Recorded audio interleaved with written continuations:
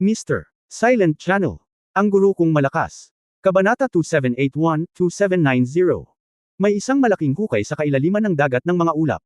Narinig ni Yang Yian ang mga taong nag-uusap tungkol sa ilang kayamanan na lumalabas sa Yunsheng Mountain sa restaurant. Ngayon ay naramdaman niyang totoo iyon. May malakas na hininga ng hangin at ulap. Nagpatuloy si Yang Yian, at makalipas ang halos kalahating oras, nakarating siya sa kalagitnaan ng bundok. Mayroong kagubatan ng kawayan dito, at ang hininga ay nasa unahan lamang. Nang dumaan siya sa kagubatan ng kawayan, nakakita siya ng dagat ng mga ulap. Hindi niya makita ang kapaligiran sa kanyang harapan. Hindi niya alam kung ano ang kapaligiran sa dagat ng mga ulap sa kanyang harapan. Isa itong bangin. Gayunpaman, ang lahat ng ito ay natatakpan ng isang malaking lugar ng mga ulap, at ang langit ay nasa itaas. Ginamit ni Yang Yian ang kanyang espiritual na kahulugan upang suriin, at nalaman niyang wala siyang makitang anuman sa dagat ng mga ulap. Ngunit sigurado siya na kung mayroon mang kayamanan, ito ay talagang nasa dagat ng ulap. Dapat ba siyang pumasok ngayon? Kung pumasok man siya, hindi niya alam kung ano ang sitwasyon sa loob. Kung hindi siya pumasok, hindi ba sayang ang oras? Matapos mag-isip, nagpasya siyang obserbahan muna ito. Maaaring ito ay selyado ng harang. Kahit na mayroong ilang hindi pangkaraniwang kayamanan dito, hindi ito magiging simple. Habang nag-aalangan si Yang Yiyo, may paggalaw sa dagat ng mga ulap. Buzz! Isang mababa at nanginginig na tunog ang nagmula sa kailaliman ng dagat ng mga ulap. Tumingin si Yang Yiyo sa dagat ng mga ulap na gumugulong muli, na parang may isang malaking halimaw na tumalikod. Sa oras na ito, nakita ni Yang Yiyo ang isang panandaliang tanawin sa dagat ng mga ulap. Tila isang kalsada ang lumitaw, ngunit ito ay isang napakalaking sinkhole. Ito ay nasa isang spiral na hugis. Ngayon alam na ni Yang Yiyo na ang mga dagat ng ulap na ito ay talagang lumabas mula sa malaking sinkhole na ito. Sa ganitong paraan, maaari nga itong ituring na isang talampas. Parang may ibang mundo sa malaking sinkhole. Gayunpaman, tila wala siyang naramdaman na mas mapanganib na aura. Pagkatapos mag-isip tungkol dito, nagpasya siyang pumunta sa dagat ng mga ulap upang tingnan. Tinatayang ito ang ubod. Siyempre, ang layunin ni Yang Yiyo ay hindi isang kayamanan, ngunit upang guluhin ang relasyon sa pagitan ng 33 Heavens Palace at iba pang puwersa ng Heavenly Clan. Ang isa pang bagay ay ang alamin ang sitwasyon ng malalakas na lalaki ng 33 Heavens Palace at ng Heavenly Saint Palace. Ito ang pangunahing layunin, ngunit kung makakatagpo siya ng anumang kayamanan, masaya din siya. Dahan-daang pumasok si Yang Yiyo sa dagat ng mga ulap. Pagtapak sa makapal na dagat ng mga ulap, wala pa rin siyang nakikitang malinaw. Bagamat maputi, parang naglalakad sa dilim. Gayunpaman, nakita ni Yang Yiyo ang isang panandaliang eksena noon. Naalala niyang may maliit na daanan nang lumitaw ang dambuhalang Tianqing noon, at naiwan sa kanyang isipan ang lokasyon. Wala itong naapektuhan. Sa kanyang kasalukuyang paglilinang, natural niyang maitala sa kanyang isipan ang eksenang nakita niya noon sa isang sulyap lamang. Hakbang-hakbang na lumakad si Yang Yiyo, nang hindi nawawala ang isang hakbang, at umikot sa daan sa paligid ng Tianqing.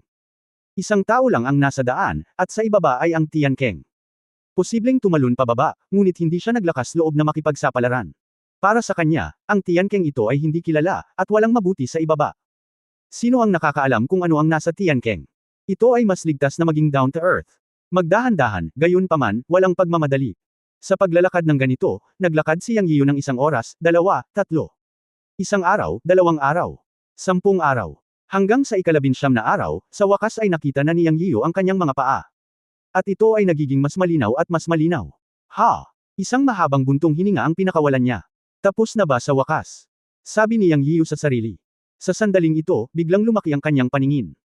Para siyang bumaba mula sa mga ulap, nang siya ay tumayo sa kinalalagyan, natagpuan niya na ang isang paa sa itaas ng kanyang ulo ay ang dagat ng mga ulap, at ang lugar kung saan siya nakatayo ay nasa landas pa rin, ngunit ito ay karaniwang nasa ilalim ng Tianqing. Gayunpaman, ito ay 20 hanggang 30 metro lamang ang taas, at ang ilalim ng Tianqing ay nasa ibaba. Kitang-kita ni Yang Yian mula sa kinatatayuan niya.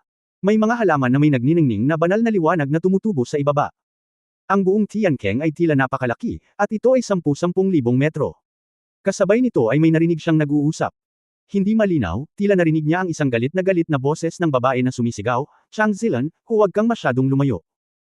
Ang isa pang mayabang na boses ay nagsabi, "Haha, Madam Bai, huwag kang magkamali, narito ang isang pares ng hangin at mga pakpak ng ulap, na inaalagaan ng langit at lupa. Bukod dito, hindi ito teritoryo ng iyong pamilyang Bai. Ang mga banal na bagay ng langit at lupa ay lilito, at ang mga may kabutihan ay makakakuha ng mga ito. Sa madaling salita, ikaw Bai Kaiyon ay makakakuha nito, at kaya ko rin." Halatang boses ng isang matanda ang boses ng huli, may tonong panunukso, malakas ang tono. Gumalaw ang isip ni Yang Yian. Ngayong nakikita na niya ang kapaligiran sa ilalim ng kanyang mga paa, nagpasya siyang gawin ito. Nawala siya sa lugar sa isang iglap at dumiretso sa pinanggalingan ng tunog. Sa sumunod na sandali, nasa gitna siya ng Tiankeng at damapo sa isang matayog na puno. Ito ang destinasyon. Bagamat ito ay isang Tiankeng, ang mga halaman ay lubhang malago sa lugar ng Tiankeng, at ang mga matatayog na puno ay makikita sa lahat ng dako. 100 metro ang layo mula sa kanyang paningin, mayroong isang lugar na may mapalad na mga ulap. Ngunit hindi nito nahaharangan ang kanyang paningin, at lahat ay makikita ng malinaw. Ang pagkakaiba ay hindi pa rin magagamit ang kanyang espiritual na kahulugan, na isang magandang bagay para sa kanya. Namamasid lamang siya sa paligid gamit ang kanyang mga mata nang hindi natutuklasan ng iba. Sa sandaling ito, dama pa siya sa malaking punong ito, at dapat nakita niya ang eksenang gusto niyang makita. 100 metro ang layo ay isang bukas na lugar, isang pabilog na lugar na may diameter na halos 200 metro. Ang mapalad na mga ulap ay napapalibutan ng isang bagay na tila isang pares ng mga pakpak, na kumikislap ng banal na liwanag, at ito ay tila isang natural na bagay. Ito ay nasuspine 3 metro sa ibabaw ng lupa. Nagpapalabas ito ng banal na liwanag at mapalad na ulap. Ngayon tila ang pinanggalingan ng mga ulap at ambon na kanyang ibinaba mula sa itaas ay ang malapakpak na bagay doon. Nakakatakot talaga isipin. Tila 3 metro lamang ang haba ng mga pakpak kapag nakalatag, ngunit maaari silang lumikha ng mga ulap na pumuno sa buong malaking Tiankeng at sa kalangitan sa itaas, na bumubuo ng isang kamangha-manghang dagat ng mga ulap. Ito ay tiyak na isang kayamanan. Narinig lang niya ang isang pag-uusap tungkol sa kung ano ang mga pakpak ng Fengdian. Walang alinlangan na ang mga pakpak na lumulutang at naglalabas ng mga mapalad na ulap at banal na liwanag ay ang mga pakpak ng Fengdian. Ito ay isang kayamanan na inalagaan ng langit at lupa. Bagaman hindi malinaw kung para saan ito ginamit, ito ay isang pambihirang kayamanan. Medyo nainggit si Yang Yio. Ngunit alam niya na hindi siya maaaring kumilos ng padalos-dalos sa sandaling ito. Dahil may dalawang grupo ng mga tao na magkaharap sa kanyang paningin. Ang may mga pakpak ng Fengdian sa likod niya ay isang babaeng nasa katanghaliang gulang na nakasuot ng puting damit, na ang cultivation ay nasa intermediate level ng Heavenly Dao Realm. Sa kaliwa at kanan ay dalawang nasa katanghaliang gulang na tao sa primary level ng Heavenly Dao Realm. Sa tapat nila, 3 rin ang tao, pero 3 silang matanda. Ang matandang nangunguna ay nakasuot ng itim at ang kanyang cultivation ay nasa itaas na antas ng Heavenly Dao. Sa likod niya ay may dalawang matandang lalaki sa gitna ng Heavenly Dao Realm. Halatang dahado ang babaeng nakaputing damit. Sa pag-iisip tungkol sa pag-uusap na narinig niya noon, alam niyang Yian na ang lalaking nakaputi ay si Bai Kaiyon, ang pinuno ng Beyond City at ang patriarch ng pamilya Bai. Tulad ng para sa 3 matatandang lalaki na nakaitim, sila ay dapat na mula sa 33 makalangit na palasyo ng Laozi. Kabanata 2782 Wind and Cloud Wings. Siyempre, hindi siya sigurado kung sila ay mula sa Tiansheng Temple ng 33 Heavens Palace. Nahulaan na lang niya ito sa narinig niyang diskusyon sa restaurant noon at sa nakaraang usapan. Noong nakaraan, hindi niya naisip na bukod kina Emperor Foxy at Emperor Zun, may iba pang tiyan daw sa God Realm. Ngunit dahil pumunta siya sa Eternal God Realm, hindi na siya nagulat na may iba pang mga tiyan daw masters.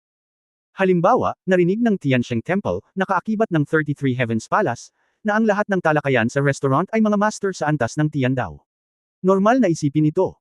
Ang kaharian ng Tiandao ay nagsisimula sa pangunahing antas, at mayroong 3 yugto ng paglilinang mula sa antas, at panghuli ang hidaw, kaya natural na magkakaroon ng iba pang antas ng Tiandao sa pagitan. Nang makita ang paghaharap ng 3 matandang lalaki at ni Mrs. Bai sa pagkakataong ito, hindi nagmamadaling lumabas si Yang Yio. Hindi niya pa rin maintindihan ang partikular na sitwasyon dito. Pagmasdan at tingnan natin. Sa oras na ito, sinabi ni Madam Bai sa isang mahigpit na tinig, Chang Zilan, ikaw ay nagnanakaw at nagnanakaw. Ito ang banal na lupain ng aking pamilyang Bai. Paanong ang Fengdian Wings na ito ay hindi kabilang sa aking pamilyang Bai? Kahit na ito ay inalagaan ng langit at lupa, ito ay isang kayamanan na natitira sa mga inapo ng aking pamilyang Bai matapos itong matuklasan ng ating mga ninuno. Ngayon ko lang ito nabuksan sa aking lupain. Hindi ka ba natatakot sa parusa mula sa emperador? Hahaha. Ang 3 matandang nangunguna ay tumawa ng malakas, walang konsensya. O sa halip, tumawa ng malakas si Chang Zilan, pagkatapos ay tumigil sa pagsasalita, ngunit marahas na sinabi, Bai Kaiyon, seryoso ka ba talaga sa iyong sarili? Ang pamilya Bai. Ang iyong pamilyang Bai ay walang kabuluhan sa mata ng 33 Heavens Palace at ng Heavenly Saint Palace, at ikaw din ang Supreme Emperor. Haha, may lakas ka ng loob na tawagin ang Supreme Emperor ng Beyond sa linang Emperor. 33 Heavens Palace, at ang Heavenly Saint Palace ay nag-iwan ng upuan para sa iyo, Bai Kaiyon, ngunit hindi mo alam kung ano ang makakabuti para sa iyo at talagang tinanggihan ng Supreme Emperor sa tingin mo, hindi na ba hahayaan ng Supreme Emperor na umalis muli ang iyong pamilya? Isang inapo ng Diyos ng Ascension ang lumitaw sa Ascending Clan.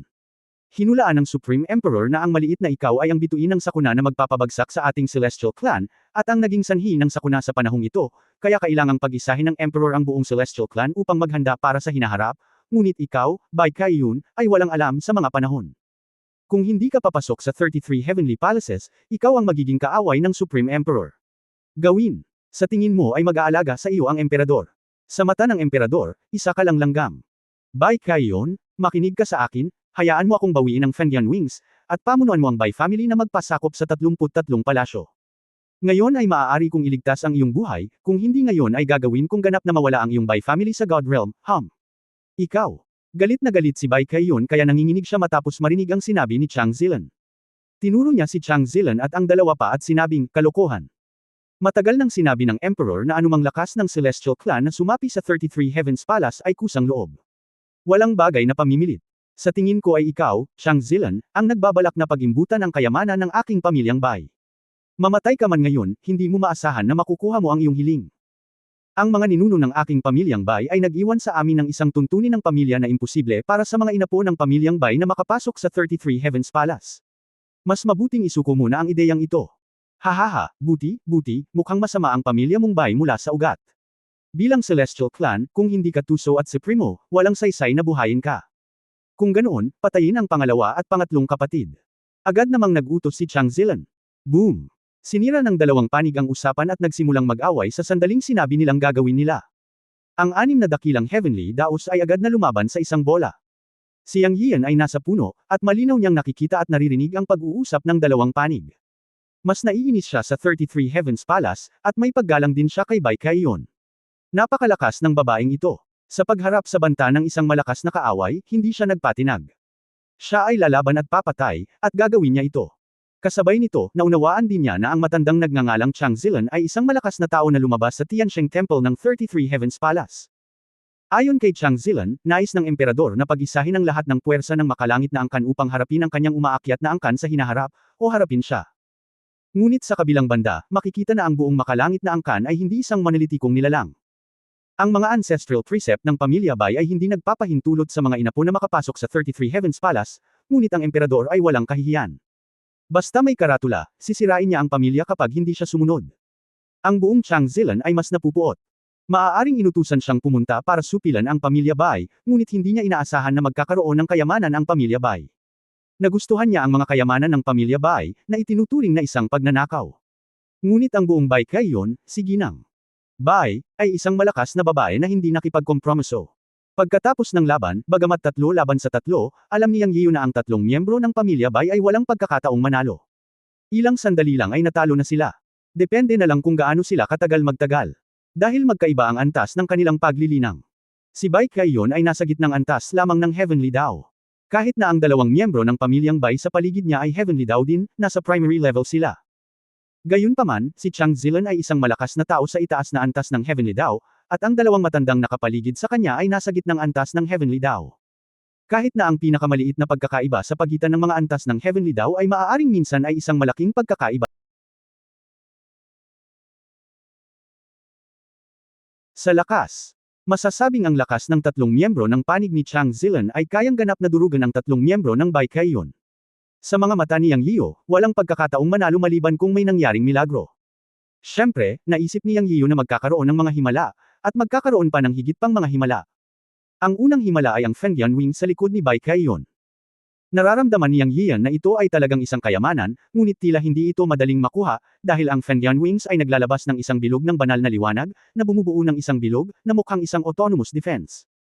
Kung walang depensa, matagal na sana itong inagaw ni Chang Zilan, at matagal nang nakuha ni Bai Kaiyun ng Fengyan Wings, kaya imposible ang isang ito. Ngunit ang pangalawang himala, na pinaniniwalaan ni Yang Yiyan, ay ganap na posible. Ang pangalawang himalang ito ay ang kanyang sarili. Ang hitsura ni Yang ay ang pangalawang himala. Bagamat nasa primary level din siya ng Heavenly Dao Realm, kaya niyang patayin ang anumang Heavenly Dao Realm sa ilang segundo, at mapatay pa ang malalakas na lalaki sa ikalawa at ikatlong antas ng Heavenly Dao Rules. Hindi sapat si Chang Zilan at ang 3 para mapuno niya ang kanyang mga ngipin. Gayunpaman, nagpa siya si Yang Yiyan na huwag magmadali upang kumilos. Kahit na kailangan niyang gumawa ng isang hakbang, ito ay nasa isang kritikal na sandali.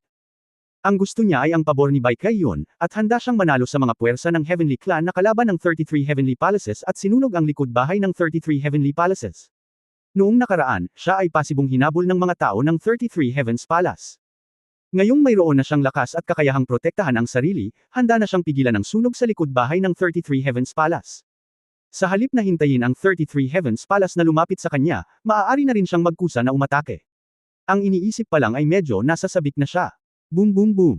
Puff. Sa isang kisap mata. Si Bai Kaiyun at ang dalawa pa ay talagang binugbog ni Chang Zilan at ng dalawa pa. Tinatanong ka ni Mrs. Bai ng isa pang tanong, handa ka bang magpasakop sa 33 Heavens Palace? Handa ka bang magpasakop sa Supreme Emperor? Tumingin si Chang Zilan kay Bai Kaiyun at sa dalawa pang nakahandusay sa lupa at nagsusuka ng dugo na may mapanuksong tingin. Ang determinadong si Bai Kaiyun ay dumura ng isang subo ng dugo at tinitigan si Chang Zilan. Iyon ang sagot niya. Ngumisi si Chang Zilan, okay, mas gugustuhin mong mamatay kaysa sumuko. Okay, tutuperin ko ngayon ang hiling mo at tuluyang mawala ang pamilya Bai mo sa God Realm. Haha, ang 33 Heavens Palace ay napakalakas. Dumating si Yang sa stage. Nang makita niya si Bai Kaiyun na sumusuka ng dugo, alam niyang turno na niya para magpakita. Nagsalita siya ng buong panlilibak at pangungutya, at nang tumingin siya kay Chang Zilan, ang kanyang mga mata ay parang pasang naglalaro ng daga. WHO. Nagbago ang mukha ni Chang Zilan at lumingon siya para tingnan. Ngunit may nakita siyang binata na maputi ang buhok na naglalakad palapit sa kanya. Kabanata 2783 bilang manghuhuli. Dahan-daang lumakad si Yang Yio, na may mapanuksong tingin sa kanyang mga mata. Sa isang iglap, tumingin ang magkabilang panig kay Yang Yio. Medyo hindi inaasahan para kay Bai Kaiyun. Talagang naghanda siya ng counterattack sa anyo ng pagsira sa sarili sa huling suntok. Anyway, with her strong character, hindi siya magpapatalo kay Chang Zilan. Gayunpaman, hindi niya inaasahan na isang heavenly daw ang lilito sa oras na ito. Masaya si Bai Kaiyun sa una, ngunit pagkatapos ay nabigo, dahil nalaman niya na ang antas ng cultivation ng taong dumating ay ang pangunahing heavenly daw realm, na hindi mababago ang anuman. Sa 3 taon ng Chang Zilan, ang pinakamahina ay nasa gitnang kaharian ng heavenly daw, at walang mababago ang isang pangunahing heavenly daw. Bukod dito, hindi niya kilala ang kabilang partido. Sa sandaling ito, huminto si Yang Yio ng 10 metro ang layo mula kay Chang Zilan, nakatingin kay Chang Zilan at dahan-daang nagsabi, "Sino ako? Hindi mo ba ako kilala? Hindi mo ba ako hinahanap sa 33 langit?" Tinitigan ni Chang Zilan si Yang Yio, at nang marinig niyang nagsalita si Yang Yio, isang larawan ang biglang lumitaw sa kanyang isipan, o masasabing larawan iyon ng numero 1 gustong kriminal na nakabitin sa 33 langit. Ito ang taong inutusan ng Emperor na tanggalin si Yang Yio. "Ikaw, Yang Yio," sabi ni Chang Zilan sa malalim na boses. Ang kanyang impresyon kay Yang Yio ay limitado sa larawan, ngunit ito ay lubhang kahanga-hanga. Ngayon, kung ikukumpara ito sa taong nasa harapan niya, sigurado si Chang Zilan na ang maputing buhok na binata na ito ay si Yang Yio, ang kaaway ng buong Celestial Clan na inutusan ng Supreme Emperor. Habang tinitignan niya ito ay parang siya. Sa sandaling ito, sigurado siyang si Yang Yio yun. "Nakilala mo ba siya?" "Haha." Ngumiti si Yang Yio. Okay, madaling mahanap pagkatapos maghanap kung saan-saan. Nag-aalala pa rin ako kung paano hahanapin ang Chenkun Temple mo para patayin ka. Hindi ko inaasahan na maglalakas loob kang pumunta sa Celestial Clan ko. Napakagandang araw talaga ngayon. Nabangga kita paglabas ko sa retreat. Napakagandang achievement, tumingin si Chang Zilan kay Yang Yio at nagsalita. Sa katunayan, sa opinyon ni Chang Zilan, ang Supreme Emperor ay gumawa ng kaguluhan. Si Yang Yio ay isang back-ascending na tao lamang. Ngayon ay wala na siyang special powers nang makita niya ang totoong tao. Siyempre, nang makita niya ang cultivation ni Yang Yian, nagulat din siya sandali, dahil si Yang Yian ay nasa pangunahing yugto na ngayon ng Heavenly Dao Realm, at ang portrait information na nakita niya sa 33 Heavenly Palace ay nagpakita na si Yang Yian ay isang maliit na hari ng Diyos. Gayunpaman, ang impormasyon ng larawan ay mula sa 10,000 taon na ang nakalilipas. Ngayon 10,000 taon na ang lumipas, ngunit hindi niya inaasahan na ang batang ito ay nakarating na sa pangunahing yugto ng Heavenly Dao. Ang ganitong uri ng bilis ng paglago ng paglilinang ay talagang kakilakilabot. Sa buong kasaysayan ng God Realm, walang sino man ang maaaring magtanim sa ganoong bilis na lumalaban sa langit. Baliw talaga ang batang ito. Ngayon, tila hindi pangkaraniwan ang taong personal na inutusan ng Supreme Emperor na alisin. Ang batang ito ay magiging kaaway ng Heavenly Clan sa hinaharap at magiging anak ng malaking kalamidad. Ang mga salitang ito ay talagang hindi makatwiran. Hindi na talaga siya papayag na patuloy na lumaki, kung hindi, isang araw ay magiging kalaban niya talaga ang kanilang Heavenly Clan. Bago ito, nang ipatawag si Chang Zilan mula sa Heavenly Saint Palace, hinamak niya si Yang Yian at palaging iniisip na ang Supreme Emperor ay nagkakagulo. Ngayon pagkatapos makita ang paglilinang ni Yang Yian, hindi niya inakala. Lihim niyang sinabi sa kanyang puso, dapat nating alisin ang batang ito. Ang rate ng paglago ni Yang Yian ay masyadong nakakatakot na pag-isipang mabuti. Sa pagkakataong ito, mayroon silang 10 dakilang makalangit na Panginoon na tinawag ni Emperor Wuzhang upang lumabas ng Tiansheng Temple. Sa katunayan, ang layunin ay Yang Yian. Sa mga salita ni Emperor Wuzhang, ang anak ng malaking kalamidad ay nawala sa loob ng 10,000 taon at muling nagpakita, kaya tinawag nila ang kanilang 10 dakilang makalangit na Panginoon ng sabay-sabay upang hanapin ang Qiankun Temple at patayin si Yang Yian, ang anak ng malaking kalamidad. Medyo mahirap para sa kanila na hanapin ang Qiankun Temple, ngunit hindi imposibleng mahanap ito. Pagkatapos ng ilang paghahanda, ang 10 dakilang makalangit na master ay magtutulungan upang mahanap ang Qiankun Temple, ganap na sirain ang Qiankun Temple, at patayin si Yang Yian.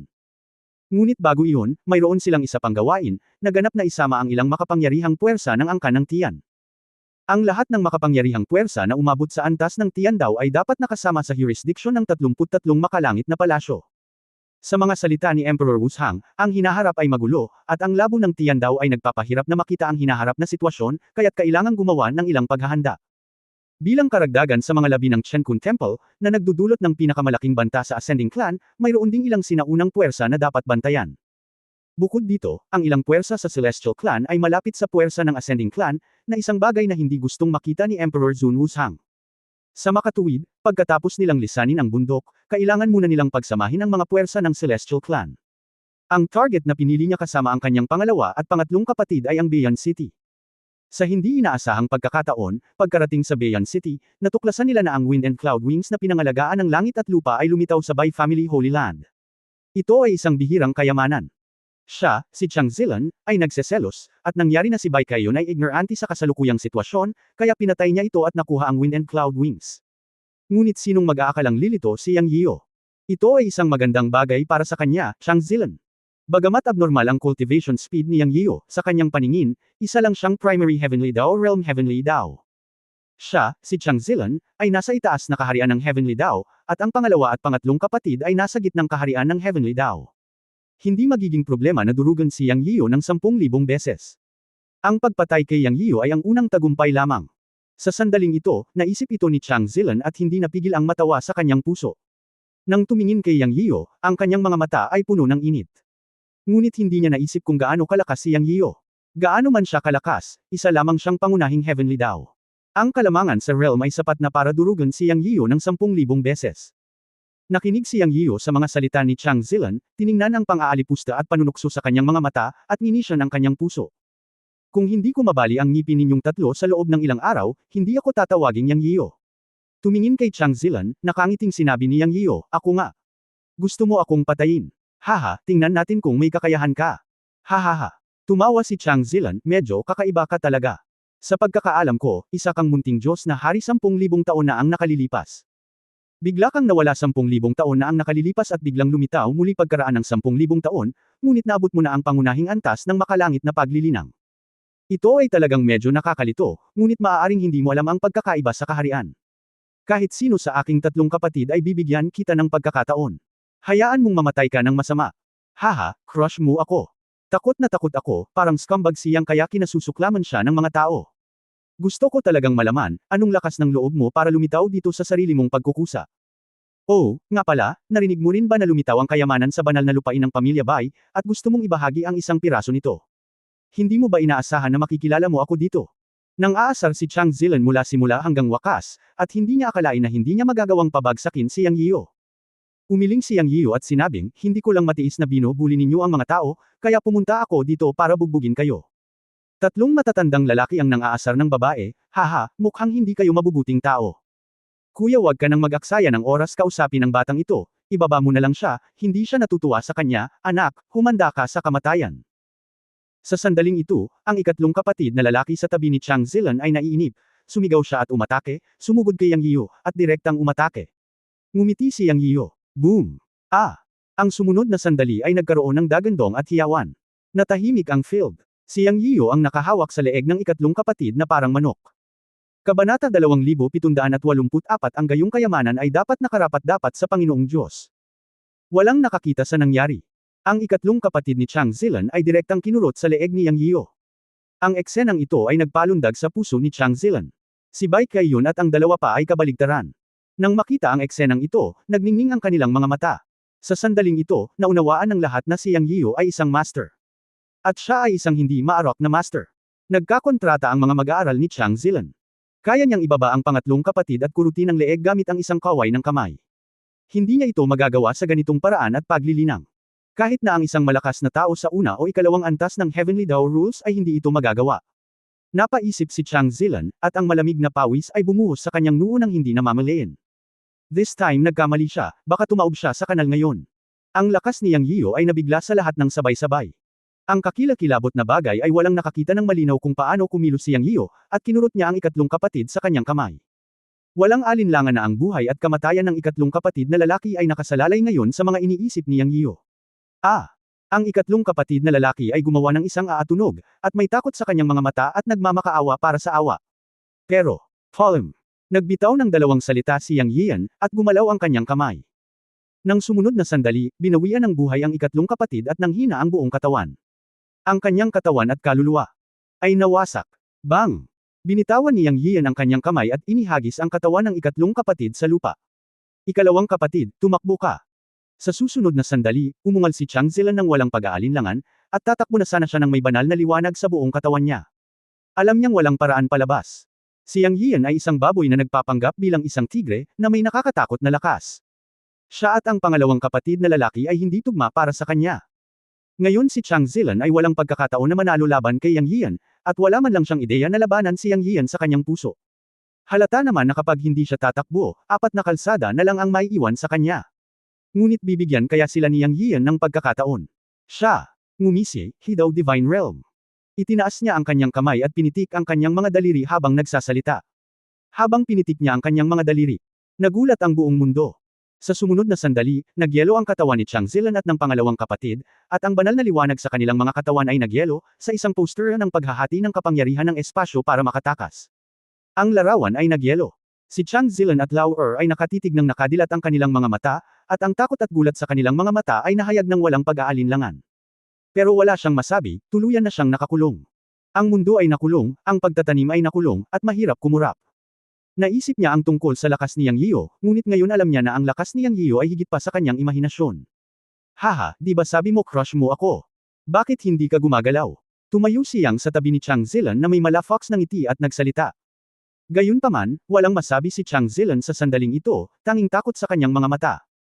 Dahan-daang tumalikod si Yang Yiyo at naglakad papunta kay Lao Er, tumatawa, malalim ang ugat ng kanyang mga daliri, at dahan-daang itinuro ng daliri ang noo ni Lao Er. Napakabagal ng prosesong ito.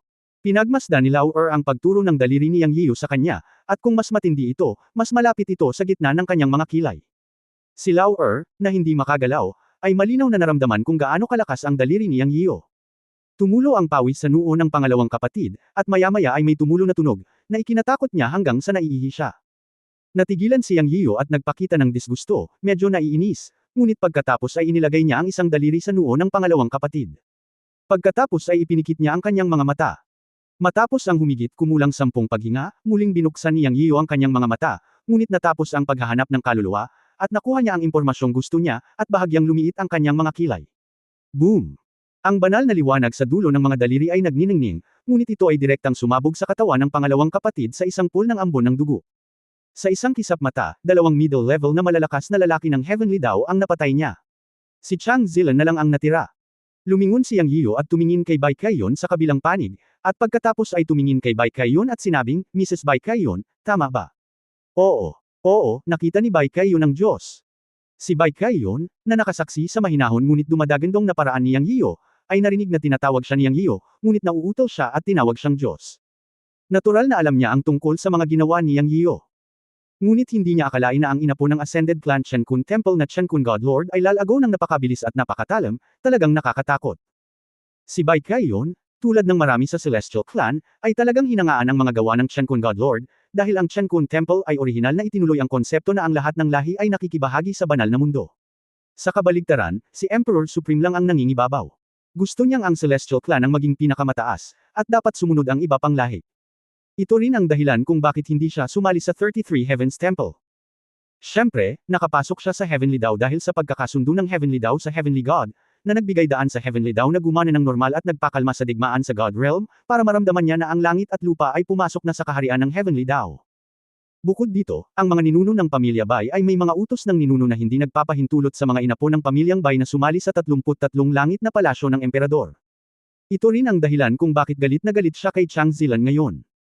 Akala ko mamamatay na siya ngayon, pero hindi ko inaasahan na lilito si Yang Yiyo. Ano man ang mangyari, si Yang Yiyo ang nagligtas sa kanya at sa kanyang pamilyang Bai ngayon. Kung hindi, kaharap ang tatlong kapatid ni Chang Zilan, siya at ang dalawang elder ng pamilya Bai sa paligid niya ay namatay na ngayon. Sa sandaling ito, tinawag siya ni Yang Yiyo, at medyo kinakabahan siya. Si Yang Yiyo ay nagpakita ng isang malakas at nakakatakot na lakas. Hindi ko alam kung paano siya susunod na tretuhin ni Yang Yiyo. Pagkatapos ng lahat, miyembro siya ng Heavenly Clan, at si Yang Yiyo ang nominal na pinuno ng Ascending Clan.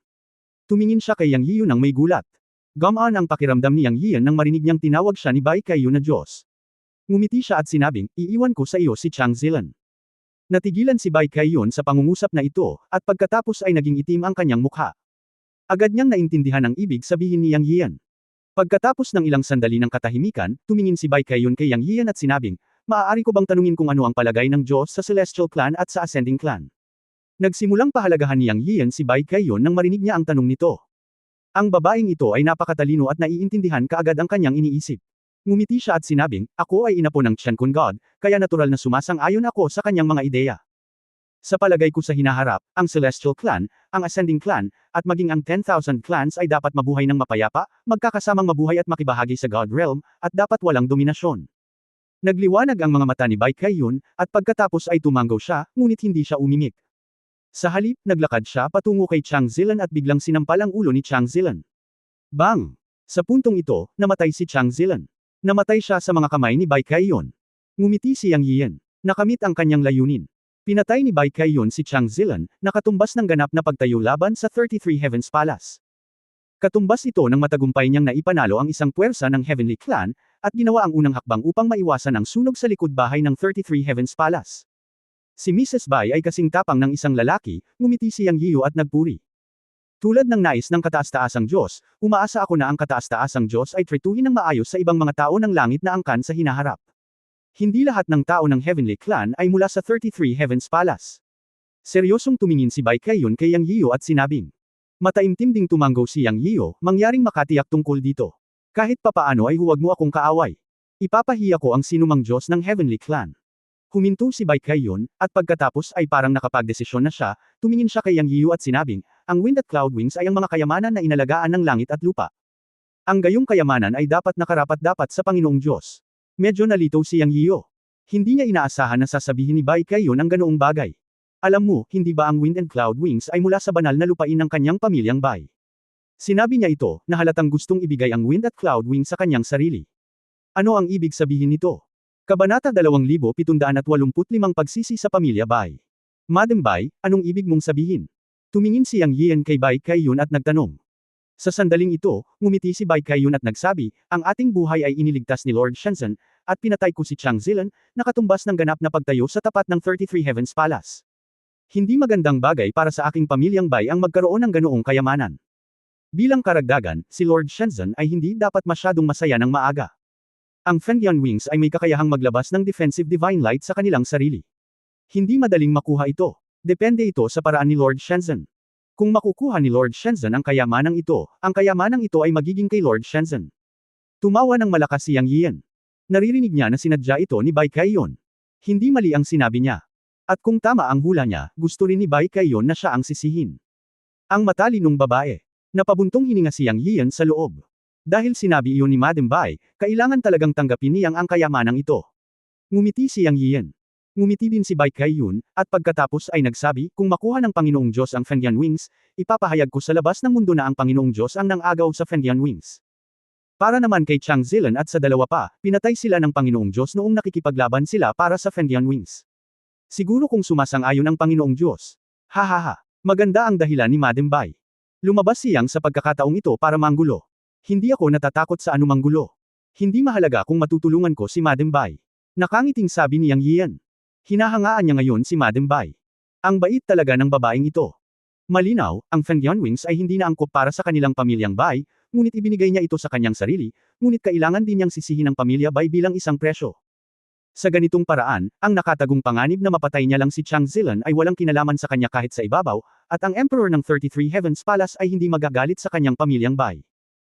Hiniling niya sa kanya na patayin si Chang Zilan upang mapilitan siyang tumalikod sa 33 Heavens Palace, na tumayo sa kanyang panig ng buo, o kahit na magpasakop sa kanya at sumali sa Chenkun Temple, ngunit hindi niya inaasahan na ang babaeng ito ay napakabilis. Sa halip, ginamit niya ang Fengyan Wings bilang bargaining chip para ibalik ang mga table sa kanya. Ginawa niya buong paggamit ng kanyang mga pakinabang. Sa ganitong paraan, hindi na niya kailangang umasa sa sarili, at hindi niya hahayaang mag-alala ang 33 Heavens Palace tungkol dito. Anyway, si Yang Yian ang sinisisi. Hindi mahalaga sa kanya ang sisihin. Ang punto ay talagang interesado siya sa Fengyan Wing na ito na pinalaki ng langit at lupa. Siyempre, maaari rin niyang piliing sakupin ito sa pamamagitan ng puwersa, ngunit alam na alam niyang hindi ganoon kadali. Bagamat sinabi na ang Fengyan Wings ay isang kayamanan na pinalaki ng langit at lupa, at ang lugar na ito ay hindi ang banal na lupain ng pamilya Bai matagal na ang nakalipas, sina Bai Kaiyun at Chang Zilan ay nag-usap noon at sinabi na ang Fengyan Wing na ito ay natuklasan ng mga ninuno ng pamilyang Bai at naghihintay ng oras na lumabas, na nangangahulugan na malamang na may alam si Bai Kaiyun tungkol dito. Kahit papaano ay naramdaman ni Yang Yian na ang Divine Light Defense na ibinubuga ng Fengyan Wings ay napakalakas, at maaaring medyo mahirap sirain ito, ngunit naniniwala siya na si Bai Kaiyun ay may paraan. Sa kasong ito, sundin natin ang kagustuhan ni Bai Kaiyun, at hindi mahalaga kung siya ang sisihin.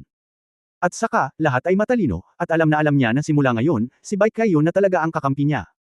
Matapos marinig ang kasunduan ni Yang Yiu, ngumiti si Bai Kaiyun at sinabing, sa kasong ito, tutulong ako sa Diyos at sisirain ang pagtatanggol ng banal na liwanag. Kung makukuha ng Diyos ang Fengyan Wings, depende talaga ito sa paraan at pagkakataon ng Diyos. Kahit na nasira ang Divine Light, maaaring hindi madaling makuha ang Fengyan Wings. Kung handang tumulong si Madam Bai, iyon ang pinakamahusay. May tiwala pa rin si Yang. Ngumiti si Yang Yiu at sinabi, "Okay, please move." Iminuwestro ni Bai Kaiyun si Yang Yiu na pumunta sa harapan ng Fengyan Wings. Dumating ang dalawa sa labas ng Fengyan Wings Divine Light. Tumingin si Bai Kaiyun sa banal na liwanag at naging solemn na. Pagkatapos ay nagpakawala siya ng matamis na sigaw, at mabilis na sumayaw ang kanyang mga kamay, ngunit sa isang iglap, libu-libong mga tatak ng kamay ang nataman sa banal na liwanag. Habang isa-isang nagpapadala ng mga handprint si Bai Kaiyun, ang banal na liwanag ay nagsimulang lumiit ng unti-unti. Lumiwanag ang mga mata ni Yang Yian, at bumantong hininga siya sa kanyang puso, tulad ng inaasahan. Alam niya na kailangang may paraan si Bai Kaiyun para harapin si Fengyan Wings. Makalipas ang mga 10 minuto, si Bai Kaiyun ay pawis na pawis, nanginginig ang buong katawan, at ang kanyang mukha ay kasing putla ng papel. Nakagawa siya ng libu-libong mga handprint, at sa wakas ang huling bit ng banal na liwanag sa panlabas na periphery ng Fengyan Wings ay nawala. Biglang sinabi ni Bai Kaiyun kay Yang Yian, "Diyos, kumilos ka." Inihanda na muli si Yang Yian. Sa sandaling pinaalalahanan siya ni Bai Kaiyun, nakita niyang nawala ang Divine Light, at ang Fengyan Wings, na 3 metro ang haba at parang pares ng butterfly wings, ay lilipad na sa kalangitan na may makulay na Divine Light na kumikislap sa loob. Ang mga banal na kayamanan na tulad nito, na ipinanganak mula sa langit at lupa, ay pawang espiritual, at natural na ayaw kunin ng iba, at tatakas kung kaya nila. Ngunit matagal nang naghihintay si Yang Yian, kaya natural na hindi niya hahayaang tumakas si Fengyan Wings. "Hidaw Divine Realm, ayusin mo ito para sa akin." Ikinulong ni Yang Yian si Zhou Tian gamit ang isang kaway ng kanyang kamay, humakbang pasulong, at iniunat ang kanyang kamay upang direktang kunin ang Fengyan Wings. Sa sandaling ito, naramdaman niya ang walang katulad na kapangyarihan ng hangin at ulap, na parang bundok at dagat na sinusubukang tumakas mula sa kanyang mga kamay. Emph! Kasabay ng malamig na ungol, lumitaw sa likuran niya ang anino ng puno ng dao. Boom! Ang Chaos Bell ay direktang ipinatawag at pinalaki, na tinatakpan ng tuktok ng kanyang ulo. Agad nitong pinigilan ng hangin at mga pakpak ng ulap. Pagkatapos ay sinimulan ni Yang Yiu na pinuhin ang hangin at mga pakpak ng ulap ng walang tigil. Mula sa marahas na pakikibaka sa simula, hanggang sa makalipas ang kalahating oras, ang hangin at mga pakpak ng ulap ay dahan-daang sumuko at kumalma. Sa oras na ito, sa wakas ay naramdaman ni Yang Yiu ang pagkakaiba. Sa halip na isang pares ng mga pakpak, mas mainam na sabihin na ito ay dalawang malalakas na puwersa na magkakaugnay, na hangin at ulap. Minsan pakiramdam niya ay kasing gaan ng usok, minsan kasing bigat ng isang matayog na bundok, at kung minsan ay pakiramdam niya na siya ay nasa isang walang hangganang dagat ng mga ulap at isang mundo ng hangin na kung minsan ay marahas at kung minsan ay napakabanayad. Napakaganda nito. Sa isang tiyak na sandali, ang banal na core sa kanyang katawan ay nanginginig, at nakakuha siya ng 2 pang kapangyarihan. At tuluyang nawala ang hangin at ulap na mga pakpak sa kanyang kamay. Biglang binuksan ni Yang Yiu ang kanyang mga mata at ngumiti, "Salamat, Madam Bai, sa iyong tulong. Ito rin ang magandang kapalaran ng Diyos. Sana ay maalala ng Diyos ang sinabi ko ngayon. Balang araw sa hinaharap. May kikitungo ng maayos ang Diyos sa mga Diyos ng Celestial Clan, at huwag kalimutan ang ginawa ng pamilya ko ngayon." Tumingin si Bai Kaiyun kay Yang Yiyo at sinabing may komplikadong ekspresyon. Same time na sinabi ni Yang Yiyo, mangyaring makatiyak, Madam Bai, hinding-hindi makakalimutan niya ngayon. Ito ang banal na tableta ng aking Chenkun Temple. Mangyaring tanggapin ito. Kung tapat ka, maaari mong buksan ang pinto ng templo anumang oras at pumunta sa templo para humingi ng tulong. Pagkatapos nito, iniabot ni Yang Yiyo kay Bai Kaiyun ang isang banal na tableta ng portal ng Chenkun Temple. Salamat, tinanggap ni Bai Kaiyun ang banal na tableta ng hindi tumatanggi. Sa katunayan, alam niya na sila ni Yang Yiyo ay nasa iisang bangka mula noong pinatay niya si Chang Zilan. Para sa pagpapalam kay Yang Yiyo na sisihin, ito ay upang matulungan ang kanyang pamilyang Bai na malutas ang krisis na dala ng Fengdian Wings. Alam ni Bai Kaiyun na kung kumalat ang balita ng pagsasara ng banal na lupain ng pamilya Bai, malalaman ng maraming tao na may lumitaw na kayamanan sa banal na lupain, na hindi maiiwasang magdulot ng kaguluhan. Sa halip na gawin ito, mas mabuting kunin ni Yang Yiyo ang Fengdian Wings para iligtas ang pamilya Bai mula sa gulo. Ang pag-iwan nito sa pamilya Bai ay magdudulot lamang ng gulo. Kabanata 2786, ang likas na kapangyarihan ng dagat ng mga ulap. Ang ilang mga bagay ay tacitly naiintindihan. Tumanggo si Yang Yiyan at sinabing, kung ganoon, aalis na si Yang. Diyos, bahala ka, nakangiting sabi ni Bai Kaiyun. Sa susunod na sandali, isang banal na liwanag ang kumislap sa likod ni Yang Yiyan, at isang pares ng makulay na mga pakpak ang tumubo, na siyang mga pakpak ng hangin at ulap. Sa isang whoosh, ito. Pumailan lang sa langit, at ang makulay na banal na liwanag ay nakasisilaw. Tumalon ito mula sa Tiankeng at sumugod sa dagat ng mga ulap. Saan man ito dumaan, ang walang katapusang dagat ng mga ulap ay hinihigop ng mga pakpak sa likuran niya. Pagkatapos magmadaling lumabas ng Tiankeng, ang mga tao sa buong Beyond City ay nakakita ng isang makulay na banal na liwanag na sumisikat sa kalangitan. Sa ilalim ng Tiankeng, ang mga matatanda sa tabi ni Bai Kaiyun ay tumingin kay Yang Yiyo na nawala at hindi napigil ang sabihin, Guro, ibibigay mo ba sa kanya ang Fengdian Wings ng ganoon na lang? Tumangala si Bai Kaiyun sa langit at mahinang sinabi, ano pa ang magagawa ko? Ang pagpapanatiling Fengdian Wings ay magdudulot lamang ng patuloy na problema sa aking pamilyang Bai. Nakita mo na kung anong uri ng mga tao ang 33 Heavens Palace ngayon. Hayaan mong kunin ni Yang Yiyo ang Fengdian Wings, na maaaring maging isang magandang bagay para sa aking pamilyang Bai sa hinaharap.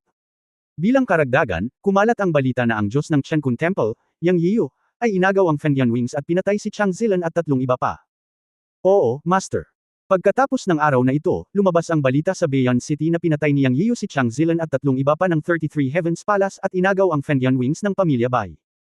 Walang nag-alinlangan dito, dahil maraming Diyos ang nakakita ng makulay na banal na liwanag na umaakyat sa langit mula sa banal na lupain ng pamilya Bai noong araw na iyon. Kung wala ang Fengdian Wings, nalutas ang krisis ng pamilya Bai, at wala nang nagmamalasakit sa pamilya Bai. Nakatuon ang atensyon ng lahat kay Yang Yiyo. Sa maikling panahon, ang pangalan ng bagong kataas-taasang Diyos ng Chenkun Temple, Yang Yiyan, ay kumalat sa Celestial Clan. Ang Emperor ng 33 Heavens Temple ay galit na galit at inutusan si Yang Yiyan na patayin. Napakatapang ni Yang Yiyan na talagang tumakbo siya sa teritoryo ng Celestial Clan. Paano ito magiging posible? Ang malalakas na lalaki ng 33 Heavens Temple ay naantig at nagsimulang hanapin si Yang Yiyan. Siyempre, ang ilang Celestial Clan strongmen na nakarinig ng balita ay hinanap si Yang Yiyan, dahil ang kayamanan ng Bai Family Holy Land ay kinuha ni Yang Yiyan. Alam ng buong Celestial Clan na ang bagong Diyos ng Chenkun Temple ay lumitaw sa teritoryo ng Celestial Clan, na katumbas ng paghampa sa mukha ng 33 Heavens Temple. Sa oras na ito, hindi alam ni Yang Yiyan ang reaksyon ng 33 Heavens Temple. Pagkatapos niyang lisanin ang Bai Family Holy Land, hindi niya alam kung saan siya nagpakita. Anyway, tumigil siya sa ulap. Tanging. Pagkatapos ay naranasan niya ang Fengdian Wings. Alam niyang nakakuha siya ng kayamanan. At ito ay isang uri ng bilis na kayamanan, hindi limitado sa bilis, napakaraming bagay na maaaring minahan dito. Una sa lahat, alam ni Yang Yiyan na ang base ng Fengdian Wings ay ang kapangyarihan ng Fengdian, na maaaring magtipon at magpakalat ng hangin at mga ulap sa isang iglap, na bumubuo ng kakaibang Fengdian domain, tulad ng dagat ng mga ulap na nakasalubong niya noong pumunta siya sa Bai Family Holy Land Tiankeng dati. Pagpasok dito ay nabara ang kanyang paningin at nabara ang kanyang malay. Ito ay isang napakalakas na function. Pangalawa, ang Fengdian Wings ay maaaring umabot ng milyon-milyong distansya sa pagitan ng mga flash, na talagang isang sandata na nagel iligtas ng buhay. Iba ito sa kapangyarihan ng espasyo. Ang oras at espasyo ng kapangyarihan ng espasyo kung minsan ay nakakatanggap ng panlabas na interference, ngunit sa pares na ito ng Fengdian Wings, maaari kang maging milyon-milyong milya ang layo anumang oras. Ito ay walang kinalaman sa antas ng paglilinang. Ito ay isang tunay na mahusay na kakayahan sa artifact. Bilang karagdagan, isang ideya ang lumitaw sa isip ni Yang Yiyan. Dahil handa na ang kapangyarihan ni Fengdian, maaari bang magkaroon ng bagyo? Ang hangin at mga ulap ay gumagalaw, kulog at ulan, na natural na phenomena ng langit at lupa. Maging ito ay ang mundo ng mga ordinaryong tao o ang mundo ng mga Diyos at tao, ang pinakamakapangyarihang puwersa sa mundo ay kadalasan ang kapangyarihan ng kalikasan. Sa orihinal, ang pagkuha ng isang pares ng Fengyun Wings ay nagbigay kay Yang Yiyan ng isang inspirasyon sa labanan, isang inspirasyon upang mapahusay ang kanyang sariling lakas. Kapag ang ideya niyang ito ay maisa sa katuparan, walang duda na ang kanyang kapangyarihan sa pakikipaglaban ay magiging napakalakas. Gagawin din ito ang Oiliary Treasure ng Fengyun Wings sa isang combat treasure. Bakit? Sa kanyang opinyon, dahil ang Fengyun Wings ay maaaring magtipon ng hangin at mga ulap upang bumuo ng isang dagat ng mga ulap na humaharang sa paningin at naghihiwalay sa banal na kamalayan, kung gayon siya mismo ay may kapangyarihan ng 10 katangian ng langit at lupa, at maaaring magdagdag ng kapangyarihan ng kulog at kidlat upang mabuo ang natural na kapangyarihan ng hangin, ulap, kulog at kidlat. Sa oras na iyon, sa larangang ito, maaari niyang gawing ulap ang kanyang kamay at gawing ulan ang kanyang kamay, na maaaring mapakinabangan ang kapangyarihan. Kahit na ang iba pang natural na puwersa ay maaaring ilapat sa larangang ito upang bumuo ng supernatural na kapangyarihan, tulad ng kapangyarihan ng ulan ay maaaring matuno ang yelo, at ang intersection ng ulan at kulog ay maaaring makagawa ng mas malakas na kapangyarihan. Sa labanan, hanggat ang kaaway ay pumasok sa larangang ito, maaari siyang magkaroon ng ganap na kalamangan. Sa pag-iisip nito, si Yang Yiyan ay nanginginig sa pananabik. Sa katunayan, ang pares ng Fengyun Wings na ito ay nagbigay sa kanya ng maraming inspirasyon. Pero hindi ko alam kung feasible ba. Kailangan kong subukan ito. Nasuspine sa hangin, gumalaw ang puso ni Yang Yiyan, at kumikislap ang mga pakpak ng hangin at ulap sa likuran niya. Sa susunod na sandali, ang hangin at mga ulap ay gumalaw, at ang banal na liwanag ay nagningning. Sa isang kisap mata, nabuo ang isang malaking dagat ng mga ulap. Ang hangin at mga ulap ay gumulong upang bumuo ng isang dagat ng mga ulap na may diameter na 10,000 metro, ngunit hindi pa rin ito huminto. Nadama niya na ang hanay ng diameter na ito ay simula pa lamang. Maaari itong patuloy na lumawak. 10,000 metro, 20,000 metro, 30,000 metro, 80,000 metro, 90,000 metro. Hanggang sa saklaw ng diameter na 100,000 metro, ang dagat ng mga ulap sa wakas ay umabot sa limitasyon nito. Ang domain na nabuo ng kumikislap na hangin at mga ulap ay ang limitasyon na 100,000 metro ang lapad. Ang kanyang perception sa 100,000 meter rolling sea of clouds ay direktang kumakalat sa 100,000 meters, at maaabot niya ito kung hinawakan niya ito. Masasabing ang buong domain ng Sea of Clouds pa lang ay nakakamangha, dahil sa 100,000 meter domain na ito, maaabot niya kahit saan sa isang sandali at mapakilos ang lakas ng hangin at ulap. Siyempre, simula pa lang ito. Ang susunod na hakbang ay ang focus ng kanyang eksperimento. Sa hangin at ulap, magkakaroon ng kulog at kidlat, at sa huli ay bubuo ng ulan. Hanggang sa katapusan, gagamitin niya ang kapangyarihan ng 10 malalaking puno ng daw sa domain na ito at magagawang ganap na may sama dito. Kung siya ay magtagumpay, ito ay magiging malaking kabuluhan sa kanya at ang kanyang lakas ay tataas ng husto. Habang nasa dagat ng mga ulap, huminga ng malalim si Yang Yiyu at bumantong hininga, kulog. Pinaandar niya ang kapangyarihan ng Thunder Dao Tree. Isang kidlat ang agad na lumabas sa kanyang katawan. Bitik. Matagumpay na lumitaw ang kulog sa dagat ng mga ulap. Isang hindi inaasahang resulta ang lumitaw. Ang lakas ng hangin at ulap ay natural na umakma sa kulog. Ang kulog na ipinatawag ni Yang Yiyu mula sa kanyang katawan ay talagang napakaliit, ngunit sa tulong ng lakas ng hangin at ulap, ito ay agad na tumaas at naging isang kulog at kidlat na daan-daang metro ang haba. Isang kaluskos ang umalangaw sa dagat ng mga ulap. Biglang parang chemical reaction. Ang umiikot na dagat ng mga ulap, na orihinal na kasing puti ng nyebe, ay naging itim sa ilalim ng paggalaw ng kulog na ito. Tuwang-tuwa si Yang Yiyu at muling nagsalita, tubig. Sa isang tunog ng pagsasara, ang katangian ng tubig na Dao Tree sa kanyang katawan ay pinakilos. Huwalala. Umuulan. Nagtrabaho ito. Tuwang-tuwang sabi ni Yang Yiyu sa sarili. Pagkatapos ay pinalaki niya ang pagpapakilos ng kapangyarihan ng kulog at katangian ng tubig na Dao Tree. Dahil dito, naging malakas na ulan ang ambon. Ang mga bundok sa ibaba, gayunpaman, ay bumuo ng isang latian sa loob lamang ng ilang minuto. Umabot talaga sa antas ng malakas na ulan at pagbaha. Alam ni Yang Yiyu na ang kanyang haka-haka at pagtatangka ay ganap na itinatag. Gumalaw siya sa kanyang puso at mahinang nagsabi, freeze. Biglang lumamig ang hangin at tumigil ang ulan, ngunit hanggat may tubig sa ibaba, o sa madaling salita, sa loob ng 10,000 metrong dagat ng mga ulap, nagsimulang tumaas ang puting fog, na nagiging mundo ng yelo. Nagyelo ang lahat at naging mga eskultura ng yelo. Kabanata 2787 hinahanap kita sa buong mundo. Nakatingin sa kristal na yelong mundo sa ibaba, ngumiti si Yang Yiyu. Matapos niyang makumplito ang natural na kapangyarihan ng hangin, ulap, kulog at kidlat, lalo niyang kinokontrol ang tubig upang maging yelo. Susunod, susubukan niyang magdagdag ng iba pang attribute power sa loob ng Cloud Sea na may diameter na 100,000 metro. Si Yang Yiyu ay puno ng pananabik na parabang nakatuklas siya ng bagong mundo. Nang magpapatuloy na sana siya sa ibang kapangyarihan, kumunat ang kanyang mga kilay. Sa kanyang puso, ang 100,000 meter cloud sea sa likod ng Wing Cave ay agad na binawi. Tila naramdaman niya na may pagbabago sa mundo, at ito ay pa rin ng pagbabago sa kalawakan. Siya, agad naging alerto. Tumingin ulit siya sa paligid. Ngunit wala siyang nahanap. Ngunit palagi niyang nararamdaman na may mali. Ngunit wala nang maramdaman niyang mabuti. Masyado ba akong sensitive? Sabi ni Yang Yiu sa sarili. Naramdaman nga niya na may puwersa ng space beating sa mundo kanina, pero nang maramdaman niya ito ngayon, nawala ito. Walang nakitang bakas. Naramdaman niyang nag-iilusyon siya. Maingat niyang naramdaman na napakapayapa ng mundo sa mahabang panahon. Alam na alam ni Yang Yiu na sa kanyang yugto, mahirap magkaroon ng ilusyon. Bagamat wala siyang maramdaman at kalmado, naramdaman pa rin niya na dapat siyang mag-ingat. Anyway, natapos na ang ideya na gusto niyang subukan, na nagpapatunay na tama ang kanyang ideya. Ang proseso ng hangin, ulap, kulog at kidlat ay walang problema sa una, at dahan-dahan niyang mapag-aralan ang iba mamaya. In this case, aalis muna siya dito. Pagkatapos ng lahat, siya ay nasa malalim na teritoryo ng Heavenly Clan, nakatumbas ng likuran ng 33 Heavenly Palaces. Mas mabuting mag-ingat. Ang 33 Heavenly Palaces ay mayroong organisasyon ng Tiansheng Temple, na siyang tunay na makapangyarihang puwersa, hindi isang organisasyong inilagay sa ibabaw. Hinanap ni Yang Yian ang kaluluwa ng kapatid ni Chang Zilan at naunawaan niya ang tunay na kapangyarihan ng Tiansheng Temple. Mula sa impormasyong nakuha mula sa paghahanap ng kaluluwa, nalaman na ang Tiansheng Temple ay talagang isang behemoth. Sa totoo lang, matapos malaman ni Yang Yian ang sitwasyon ng Tiansheng Temple sa 33 langit na palasyo, medyo nahiya siya. Ayon sa ang impormasyong nakuha niya mula sa paghahanap ng kaluluwa, ang pinakamababang antas ng pagpasok sa Tiansheng Temple ay ang antas ng Heavenly Dao Realm, at ang buong Tiansheng Temple ay nahahati sa 3 antas, syempre, hinati ayon sa lakas. Ang unang hagdan ay ang Heavenly Dao Realm, tulad ng upper, middle at lower level ng Heavenly Dao Realm. Ang ikalawang hakbang ay ang Heavenly Dao Rule Stage, mula sa una hanggang sa ikalimang antas ng Heavenly Dao Rule.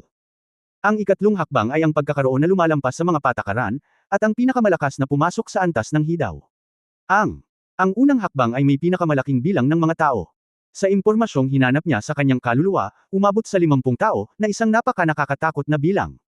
May mga tao mula sa elementarya hanggang sa itaas na kaharian ng Heavenly Dao. Siyempre, mas mataas ang larangan ng paglilinang, mas kakaunti ang naruroon. Ang ikalawang hakbang ay may 30 tao sa antas ng panuntunan. Mayroong 9 na tao sa unang antas ng Heavenly Dao, 7 tao sa ikalawang antas, 6 na tao sa ikatlong antas, 5 tao sa ikaapat na antas, at 3 tao sa ikalimang antas, na kung saan ay umabot sa kabuuang 30. Mayroon lamang 3 tao sa ikatlong hakbang ng Hidaw Realm, na siyang unang antas ng Hidaw. Bagamat kakaunti ang mga tao, sila ay nasa antas ng Hidaw, at sila ay itinuturing na kabilang sa mga hanay ng mga tunay na pinakamalakas. Matapos matanggap ang impormasyon sa paghahanap ng kaluluwa, labis na nagulat si Yang Yiu, ngunit dahil naroon si Madam Bai, hindi niya ito ipinakita. Pero parati na lang tinak sa puso niya. Bago ito, naglabas siya ng 15 Heavenly Dao Strongmen mula sa Eternal God Realm at naramdaman niyang napakalakas na niya. Ngunit ngayon, nang ikumpara niya ang kanyang sarili sa mga strongmen ng Heavenly Saint Temple ng 33 Heavenly Palaces, ang pagmamataas sa kanyang puso ay walang awa na nadurog. Sila ay wala sa parehong antas, at walang paraan upang ihambing ang mga ito. Mayroong 50 kaharian ng langit na Dao lamang, 30 antas ng pamamahala ng langit na Dao, at 3 pinakamalakas na tao sa antas ng Hidaw. Mga behemoth talaga sila. Ngayon ay naunawaan na ni Yang Yiu kung bakit si Emperor Wuzhang ang pinakamataas sa Heavenly Clan. Sa ibabaw, siya ang ganap na pinuno ng buong Heavenly Clan, at maging ang pinuno ng buong God Realm. Hindi pa banggitin ang sariling lakas ni Emperor Wuzhang, ang organisasyon lang ng Heavenly Saint Temple sa ilalim ng kanyang upuan ay sapat na para walisin ang buong God Realm. Hindi bababa sa iniisip ni Yang Yiu sa ngayon. Malaking pressure talaga para sa kanya. Alam na niya ngayon kung anong makapangyarihang puwersa ng kaaway ang kinakaharap niya. Hindi nakakagulat na hindi siya direktang inatake ni Emperor Wuzhang. Kung tuwirang sabihin, hindi siya sapat na kwalipikado sa mga mata ni Emperor Wuzhang. Ipinadala nila ang Tiansheng Temple, na sapat na para durugan siya. Natuwa din si Yang Yiu na hindi siya nadadala at dinala ang 15 Tiandaw ng direkta sa 33 langit na palasyo. May isip na kung talagang marami siyang tao, ito na ang katapusan ng Chenkun Temple. Ang kanyang paraan ng paglalakbay at pagpapayapa ng apoy sa teritoryo ng Heavenly Clan ay ang tamang paraan.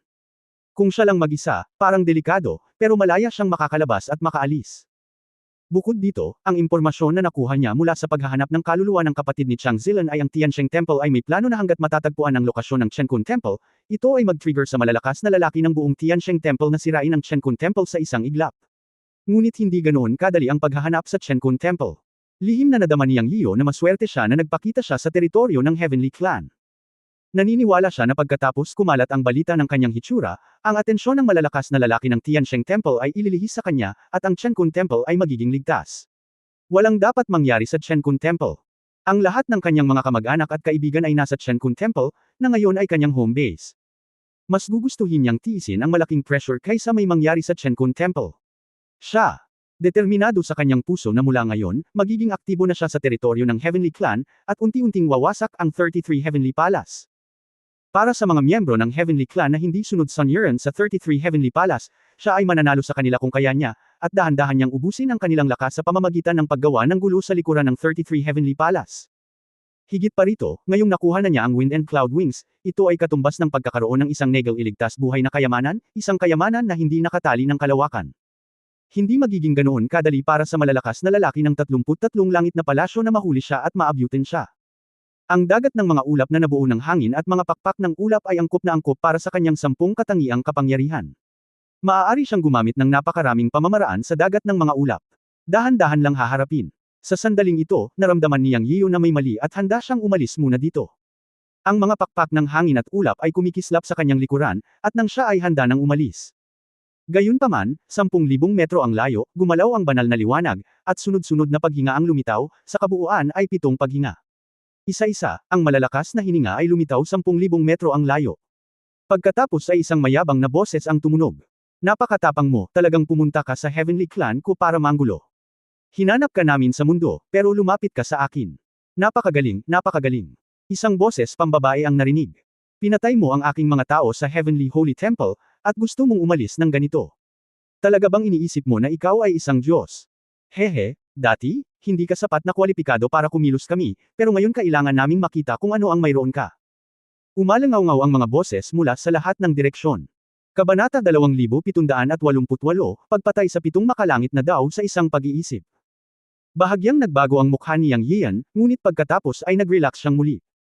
Mula sa impormasyon sa paghahanap ng kaluluwa ng kapatid ni Chang Zilan, nalaman niyang 10 antas ng Heavenly Dao ang lumabas sa Tiansheng Temple sa pagkakataong ito.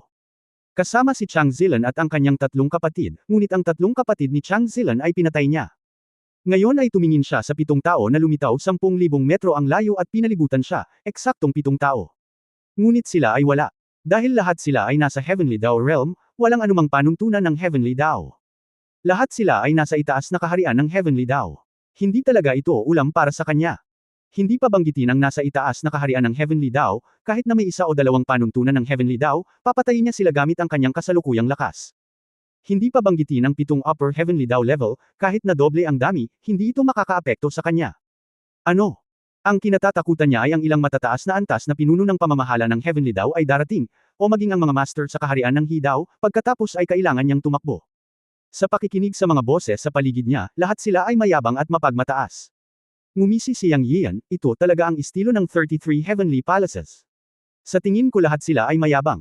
Sa susunod na sandali, 7 upper-level Heavenly Daos ang dumating mula sa malayo at lumapit sa kanya 100 metro ang layo, nakapaligid pa rin sa kanya. Tumingin si Yang Yian sa paligid at nakitang lahat sila ay nasa upper-level Heavenly Dao Realm. May 7 lalaki at babae, matanda at bata. Hindi siya interesadong tingnan mabuti ang mga taong ito. Anyway, ang mga taong ito ang unang batch ng 33 Heavenly Palaces Tiansheng Temple. Sila ang nasa ilalim ng Tiansheng Temple. Ang mga tunay na malakas ay tiyak na darating, ngunit tiyak na hindi ngayon. Patayin sila.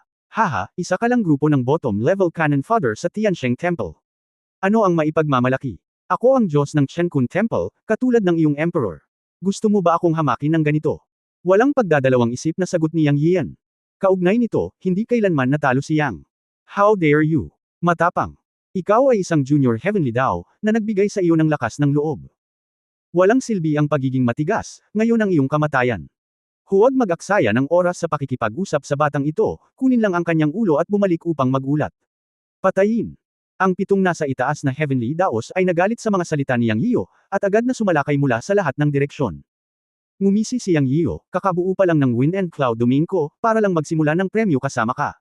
Nakaharap ang 7 Heavenly Daos na mabangis na umatake. Ngumisi si Yang Yio at sinabi sa malalim na boses, bukas ang Wind and Cloud Domain. Ang hangin at ulap na mga pakpak sa likod niya ay kumikinang ng maliwanag. Biglang gumalaw ang hangin at mga ulap, at ang dagat ng mga ulap ay gumulong sa lahat ng direksyon. Sa isang kisap mata, nabuo ang isang dagat ng ulap na mahigit 10,000 metro. At ganap na sumanib si Yang Yiyo sa dagat ng mga ulap. Mayroon siyang dumi na 100,000 metro, ngunit sapat na ito upang harapin ang 10,000 metrong dumi ng 7 taong ito. Boom! Ang dagat ng mga ulap ay gumulong, at ang dagandong ay nagpatuloy. Ang 7 heavenly daos ng Heavenly Saint Temple ang sumalakay. Ngunit lahat sila ay tumama sa dagat ng mga ulap. Sa mga mata ng 7 dakilang makalangit na paraan, ang kanilang mga pag-atake ay nakadirekta kay Yang Yian, ngunit nakita nila ang isang pares ng mga pakpak ng balahibo na lumitaw sa likod ni Yang Yian, at isang umiikot na dagat ng mga ulap ang lumitaw sa ilalim ng pagflap ng mga pakpak.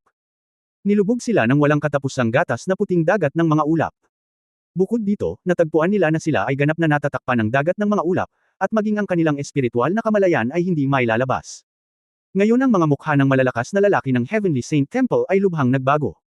Mag-ingat ang lahat, kakaiba ang maliit na bagay na ito, hindi ito makikita sa dagat ng mga ulap. Baguhin ang iyong boses upang mahanap, lalapit ang lahat. Pagkatapos ng lahat, ang malalakas na lalaki ng Heavenly Dao ay mabilis na nag-react, at agad na nakahanap ng paraan upang baguhin ang kanilang mga boses at mas mapalapit. Sa dagat ng mga ulap na naghihiwalay sa espiritual na kamalayan at nakakubli sa pangitain, ang unang dapat gawin ng lahat ay magkaisa, kung hindi ay malamang na matatalo sila ng isa-isa. Sa pamamagitan lamang ng tunog ay maaaring magtipon ang lahat. Bukod dito, sa kapaligirang ito, hindi sila nang ahas na kumilos ng padalos-dalos, kung hindi, madaling saktan ang kanilang sariling mga tao. Habang nag-uusap, mabilis na lumapit ang 7 master ng Heavenly Saint Temple. Pero, bibigyan ba sila ni Yang Yian ng pagkakataon? Ang sagot ay hindi. Sa sandaling ito, si Yang Yian, na nasa tuktok ng dagat ng mga ulap at nagpakita sa dagat ng mga ulap sa itaas ng kanyang dakilang amo, ay ngumisi. Sa kanyang sariling Fengyan domain, ang iba ay bulag, ngunit siya ay hindi. Alam niya ang posisyon ng 7 heavenly daos sa ibaba at malinaw ang boses ng mga ito. Nang makita na ang 7 tao ay nakahanap ng paraan ng napakabilis at nailipat ang kanilang mga posisyon sa pamamagitan ng pagsasalita, sinabi niya sa kanyang sarili, "Haha, kayo talaga ay malalakas na lalaki mula sa Heavenly Saint Temple of the 33 Heavens. Mabilis kang mag-react, ngunit sa tingin mo ba ay bibigyan kita ng pagkakataong magkita? Sa susunod, matututo ka sa aking mga pamamaraan, haha." Tumawa ng malakas si Yang Yian, iwinagayway ang dagat ng mga ulap at gumulong, at pagkatapos ay hinimok ang kapangyarihan ng Thunder Dao Tree. Boom! Crack! Matapos lumabas ang isang kulog mula sa kanyang katawan at pumasok sa dagat ng mga ulap, ito ay agad na naging daan-daang metrong kidlat na dragon na lumalangoy sa kanyang isip. Matapos dumagundong ang kulog, namatay ang paraan ng 7 heavenly daos para makilala ang tunog at subukang hanapin ito. Sapagkat ang narinig lamang nila ay tunog ng kulog, at walang ibang tunog. At ang nakakatakot ay naging madilim na ulap ang mapuputing-puting dagat ng ulap. Ang hangin ay umiihip, ang mga ulap ay gumagalaw, ang kulog ay umalangaw-ngaw sa siyam na kalangitan, at ang mga madilim na ulap ay gumulong, na lumikha ng isang napakalaking presyon. Ito ay hindi lamang ang presyon ng antas ng kapangyarihan, ngunit higit pa sa presyon mula sa puso. Ngayon ay nagbago ang mga mukha ng 7 master ng Heavenly Saint Temple. Alam nila na minamaliit nila si Yang Yiyo. Ang batang ito ay wala sa primary level ng Heavenly Dao Realm.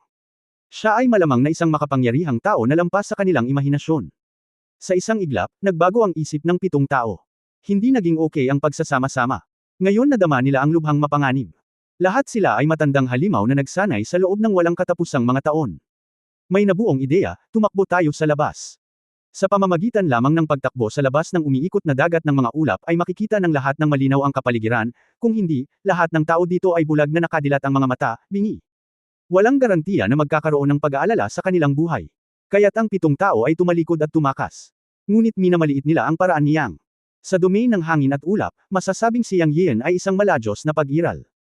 Tanging ang mga mas malakas kaysa sa kanya ay maaaring basagin ang dagat ng mga ulap na may ganap na kapangyarihan. Kung hindi, sa sandaling pumasok ka at nais mong lumabas, ito ay isang panaginip. Bukod dito, maaari niyang gawin ang dagat ng mga ulap na kumalat sa isang pag-iisip. Dapat mong malaman na ang kanyang domain ay 10,000 metro ang lapad, at maaari rin itong pahabain sa kanyang pag-iisip. Anyway, ginagawa niyang parihaba ang 10,000 meter diameter. At saka, hindi mo na kailangan pang pahabain at ikalat, dahil uulan siya sa susunod. Tubig. Binibigkas niya ang salitang, ibuhos, at lumabas ang kapangyarihan ng puno ng daon na may tubig sa kanyang katawan. Hualala. Bumuhos muli ang malakas na ulan. Hindi ito ordinaryong ulan, ito ang kapangyarihan ng puno ng dao. Ang kanyang puso ay kumikilos, at sinabi niya, mag-freeze. Nagsimulang tumila ang ulan sa buong domain. Kapag nabuo ang matinding malamig na hangin, maaari niyang ganap na i-freeze ang mga taong ito hanggang sa mamatay. Dapat mong malaman na mayroon pa rin siyang kapangyarihan ng matinding yin sa kanyang katawan, na maaaring mag-freeze ng ulan sa sukdulan. Sa isang pag-iisip, ang buong domain ay naging isang mundo ng yelo, at ang 7 dakilang master ng Heavenly Dao ng Heavenly Saint Temple ay ganap na nagyelo. Sila ay agad na nagyelo sa hangin. Ngumisi si Yang Yiyo at hinimok ang kapangyarihan ng Extreme Yin na palakasin ang Ice Seal para sa 7 tao. Kulog. Sa isang kulog, 7 kulog ang lumitaw sa dagat ng mga ulap at direktang tumama sa 7 tao mula sa Tiansheng Temple. Boom! Bitek. Isa-isa, ang 7 Tiandao Masters ng Tiansheng Temple ay tinamaan ng 7 kulog sa ilalim ng solid ice seal ng matinding yin power, at agad na naging thumb-size ice cubes. Ito ay isang kumpletong pagtatapos ng pagkasira ng katawan at kaluluwa. Ang 7 pang-itaas na antas ng Tiandao Masters ng Tiansheng Temple of the 33 Heavens ay pinatay ni Yang Yiyo. Kabanata 2789 na makukulay na kaharian ng ilog. Sa tulong ng kanyang nasasakupan, ang 7 upper heavenly ways ay ganap na nagsagawa ng kapangyarihan ng puno ng Dao sa kanilang mga katawan, at ang kapangyarihan ng puno ng Dao ay pinagpala sa Cloud Sea Domain, at ang kapangyarihan ay magiging mas malakas. Ito ay katumbas ng pagpatay sa 7 itaas na makalangit na paraan sa isang pag-iisip. Napakadali noon. Siyempre, kahit na wala ang Fengyan Domain, maaari niyang patayin ang itaas na kaharian sa loob ng ilang segundo, ngunit pagkatapos gamitin ang domain, halatang magiging mas relax siya, at malalaman niya kung paano patakbuhin ang domain sa hinaharap kapag nahaharap sa mas makapangyarihang mga paraan ng langit, nang sa gayon ay maging mas maingat siya, hindi gaanong magulo, at mas ligtas. Anyway, pagkatapos ng panahong ito, si Yang Yiyo ay lubos na nasisiyahan sa kapangyarihang dala ng Fengyan Wings, at mas kumpiyansa siya kung paano pagsasamahin ang kapangyarihan ng 10 puno ng Dao sa domain sa hinaharap. Siyempre, mas alam ni Yang Yiyo na napatay niya ang 7 itaas na makalangit na daan ng Tiansheng Temple ngayon, nakatumbas ng pagtusok ng pugad ng trompeta. Sa susunod na lumapit siya sa kanya, tiyak na magiging malakas na tao ito sa mga patakaran ng Heavenly Dao. Pero mentally prepared din siya. Ang labanan sa 33 makalangit na templo ay napahamak sa simula. Kung ang 33 Heavens Palace ay hindi mawawala at ang Emperor ay hindi mamatay, siya ay mamamatay at ang Chenkun Temple ay mamamatay. Kaya wala siyang choice. Lahat.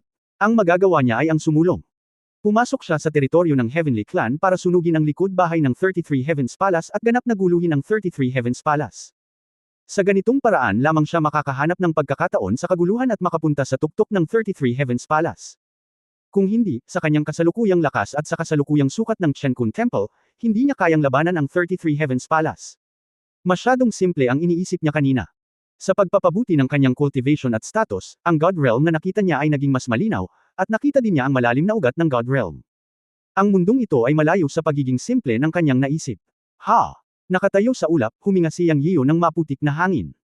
Ang hangin at mga pakpak ng ulap ay kumikislap, at ang buong dagat ng mga ulap ay natiklop. Saan siya susunod na pupunta? Hindi pa niya naiisip, pero hindi siya pwedeng manatili dito ngayon. Sa sobrang kaguluhan, malapit nang mag-react ang 33 Heavens Palace.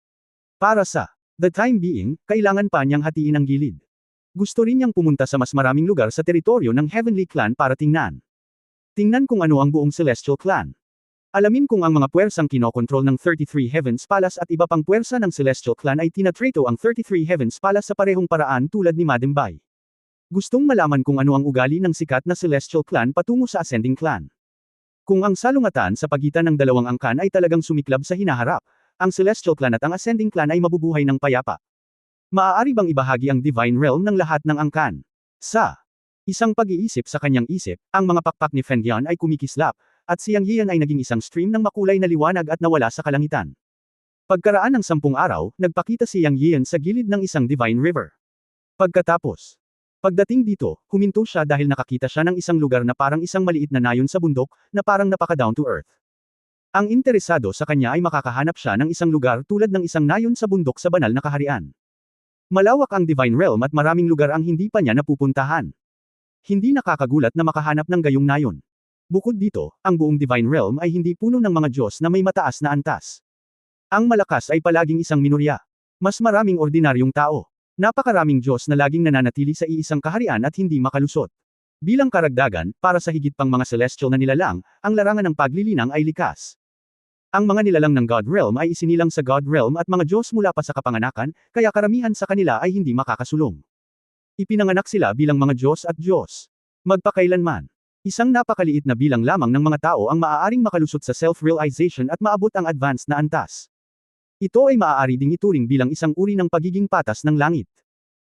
Dahil may mga immortal, cultivation world, at hindi mabilang na maliliit na mundo sa loob ng Free Realms, ang mga mortal na espiritu kung saan sila isinilang, kahit na makatuntong sila sa landas ng cultivation, kailangan pa rin nilang magsanay at magtrabaho ng husto hakbang-hakbang, hindi tulad ng mga Diyos sa God Realm na ipinanganak bilang mga Diyos. Kaya't hindi nakakagulat na mayroong mga maliliit na nayon sa God Realm, kung saan nakatira ang mga Diyos sa ilalim ng God Realm. Bumaba siya mula sa langit, pinigilan ang kanyang paglilinang, at pagkatapos ay lumakad sa maliit na nayon na matatagpuan sa gilid ng isang malaking God River. Pakiramdam niya ay napaka-interesante na makita ang buhay na kapaligiran ng mga Diyos sa ilalim ng God Realm. Siya ay puno rin ng interes. Ang paningin ni Yang Yian ay isang nayon na puno ng natural na kapaligiran. Ang estilo ng arkitektura ay ganap na naiiba sa kanyang naisip. Ang mga bahay ay talagang mukhang malalaking shell mula sa malayo. Ang bawat shell ay halos 10 metro ang laki, kaya 3 malalaking shell ay maaaring itayo sa isang bahay para sa mga normal na tao na tirahan, na bumubuo ng isang tatsulok. Mukhang napaka-estilo at kakaiba. Siyempre, may mga malalaking gusali, na maaaring itayo na may higit sa 10 o 20 shell. Mayroong puti, rosas, asul, ginto, berde, at iba pa. Ito ay isang ganap na makulay na nayon, tulad ng isang maliit na nayon sa isang mundo ng fairy tale. Nakita ni Yang Yiu ang mga 30 o 40 kabahayan sa itaas ng kalangitan. Malaki ito, ngunit napakaganda. Lalo na sa pamamagitan ng walang hangganang Divine River, ang gayong maliit na nayon ay talagang bihira. Si Yang Yian ay lumilipad hanggang dito, at hindi niya alam kung nasaan siya. Gayunpaman, naramdaman niya na kakaunti ang mga tao sa milyon-milyong milya sa paligid, at mayroon lamang isang maliit na nayon, na kapansin-pansin, kaya't siya ay lumipad pababa. Sa halip na isang Divine River, ito ay mas katulad ng dagat. Napakalaki nito, at napakalawak din ng pampang ng ilog kung saan matatagpuan ang nayon, at libo-libong milya ang layo nito mula sa mga bundok. Nang pumasok si Yang Yian sa pasukan ng maliit na nayon na ito, hinarang siya ng isang tao. Sino ang lumalabag sa aking Kaihi Realm? 2 dakilang banal na ilaw ang kumislap, at 2 malalakas na lalaki na may hawak na mga trident ang lumitaw sa paningin ni Yang Yian. Sila ay nakayapak at nakasuot ng baluti na gawa sa mga shell, na napakapino. Sa mga mata ni Yang Yian, ang 2 malalakas na lalaki ay mas mababang antas ng mga Diyos, at ang antas ng paglilinang na ito ay natural na wala sa kanyang paningin. Tila puno ng pagbabantay at tensyon ang kanilang mga mata. Bagamat pinigilan ni Yang Yian ang kanyang aura, siya ay nasa Heavenly Dao Realm kung tutuusin. Ang 2 Diyos sa antas ng langit na Diyos ay natural na hindi nakakakita sa kanya, ngunit bilang mga Diyos, sila ay sensitibo at naramdaman na siya ay hindi isang ordinaryong Diyos. Normal na sa kanya ang kabahan. Bukod pa rito, kahit na sinubukan niya ang kanyang makakaya na magsanay na itago ang kanyang Heavenly Dao aura ayon sa mga salita ng matanda, hindi pa rin niya ito napigilan ng lubusan. Invisible pa rin ang aura niya. Normal para sa 2 Diyos na nagsasabing sila ay nasa Kaihi Realm na kabahan. Napagtanto din nila na ang lugar na mukhang nayon dito ay hindi tinatawag na nayon, kundi isang kaharian. Ang ganda ng pangalan ng Kaihi Realm. Sinubukan niyang ang kanyang makakaya na ngumiti ng may kabaitan, ikinulong ang kanyang mga kamao at sinabing, huwag kang kabahan, mga kapwa Taoista. Nanggaling ako sa malayong lugar. Dumating lang ako upang bisitahin ang iyong lugar. Wala akong masamang intensyon. Sa sandaling ito, mabilis na dumating ang isang Divine King level na aura, at mula sa malayo ay nagsalita ito sa pabago-bagong boses, Ming Ken Ming Hui, mangyaring huwag maging bastos, bago siya. Tapos magsalita, bumungad sa lugar ang isang matandang may puting buhok at balbas. Mukhang nasa 80s na siya, may hawak na bone staff at may matinding kuba. Ikinuyong niya ang kanyang mga kamao at sumaludaw kay Yang Yiu, na nagsasabing, ang Diyos ay magalang. Ako, ang lumang Kaihi teritoryo na si Lord Sukan, ay magalang na tinatanggap ang Diyos sa aking Kaihi territory. Chapter 2770 Existence is the way, this is the way of heaven. Nakita ni Yang Yian na ang kabilang partido ay mas matanda, ngunit hindi siya nagpapahayag ng anumang Diyos. Siya ay isang bagong dating sa Treasure Land at naglalayong maglibot. Natural, mas mabuting maging low-key. Nakikita na mabait ang matandang nag-aangking si Sukan, hindi siya nang ahas na maging mayabang. Mabilis niyang ikinapit ang kanyang mga kamao at sinabing, magalang si Kuya Dao. Nandito ulit ako sa unang pagkakataon sa Treasure Land at naglalakbay ako dito. Ikinalulungkot kung abala ka. Ayos lang, huwag kang ma-offend, God. Hindi pa sila nakakapunta sa anumang malalaking lugar at walang intensyon na saktan ka. Sabi ni Sukan at tinuro ang 2 malalaking lalaki sa tabi niya. Ngumiti si Yang Yian at huminto, na nagpapahiwatig na wala siyang pakialam. Siya nga ang nakapasok sa nayon ng iba, kaya normal lang napigilan. God, please, si Sukan ay sinenyasan si Yang Yian na pumasok sa kanilang nayon. Siyempre, dito ang nayon ay tinatawag na isang kaharian. Salamat, nagpasalamat sa kanya si Yang Yian at sinundan si Sukan sa Kaihi Realm. Naglalakad sa daan, tinitingnang mabuti ang mga bahay at gusali sa Kaihi Realm, sa kanyang palagay, ang mga ito ay ginawa nga na may mga materyales tulad ng mga shell, ngunit alam niya na hindi ito dapat maging mga shell, walang ganoong kalaking mga shell. Hindi niya naiwasang tanungin si Sukon, Kuya, ano ang gawa sa mga materyales sa gusali na ito? Ang mga ito ay kakaiba. Ngumiti si Sukon at sinabi, ang bawat tao na pumupunta sa aking Kaihi Realm ay magtatanong ng tanong na ito. Pagkatapos ng isang paghinto, nagpatuloy siya, ito ang mga natatanging makukulay na banal na shell sa banal na ilog sa aking Kaihi Realm. Ang maliliit ay mga 3 metro ang haba, at ang malalaki ay mga 10 hanggang 20 metro ang haba. Ang mga ito ay matigas at manipis, at hindi tinatablan ng tubig at apoy. Ang mga ito ay pinakaangkop para sa paninirahan sa mga bahay at bulwagan. Maaari silang sumipsip ng araw at mahusay na epekto nito sa loob, at ang kakanyahan ng kapaligiran ay natatangi sa loob ng radius na milyon-milyong milya sa katimugang bahagi ng hangganan ng banal na kaharian. Maraming banal na kaharian ang darating upang kolektahin ang mga makukulay na banal na shell mula sa ating Kaihi Realm. Kung nagustuhan sila ng Panginoong Diyos, bibigyan kita ng kaunti. Naririnig ni Yang Yiyo na si Sukon ay puno ng pagmamalaki nang magsalita siya tungkol sa mga makukulay na divine shell, ngunit parang ang ganitong uri ng divine shell ay talagang maganda. Siyempre, hindi niya ito sasamantalahin. Sinabi ni Xiao Xiao, marami akong gusto, kaya hindi kita mapapakinabangan. Sa palagay ko maaari mong ipagpalit ang iyong Caitian Bay sa bato ng Diyos, tama ba? Kung kaya mo, kailangan ko. Kung ganoon, maraming salamat sa iyong kabaitan. May ihahanda ako para sa iyo. Mangyaring pumunta sa aming Caitian Realm bilang isang bisita. Kahit na si Sukon ay isang God King, siya ay medyo palakaibigan. Ang kanyang mahinhin na mga salita ay naaayon sa ugali ni Yang Yiyo. Habang nagkukwentuhan sila at nagtatawanan, nakarating sila sa isang gusali na tila pinakamalaki sa buong Caitian Realm. Sinabi ni Sukon, pakiusap, ito ang Caitian Temple ng ating Caitian Realm. Ang mga kilalang bisita ay naaaliw dito. Ito rin ay nagtataglay ng pinakamataas na santo ng ating mga Caitian Naenyang. Napakalaki ng Caitian Temple. Mula sa eroplano, daan-daang metro ang taas nito at sumasaklaw sa libu-libong metro kwadrado. Baka mas malaki pa ito. Pagkatapos, pumasok si Yang Yiyo, ang una niyang nakita ay isang estatwa ng isang diyosa na may hitsura na parang ulap. Pagkatapos ng isang maingat na pakiramdam, tila ito ay ganap na ginawa ng Caitian Bay. Matingkad at parang buhay. Kung hindi dahil sa kawalan ng sigla, iisipin ni Yang Yiyo na ito ay isang buhay na tao. Napaka-charming nito. Sinabi ni Sukon, ito ang ninuno ng ating Caitian Realm, si Caitian Naenyang, isang santo noong sinaunang panahon. Ang Caitian Realm ay gumawa din ng mga santo at dating maluwalhati. Sa kasamaang palad, walang sinuman ang makaasenso ngayon. Ang bawat henerasyon ay mas masahol pa kaysa sa nauna.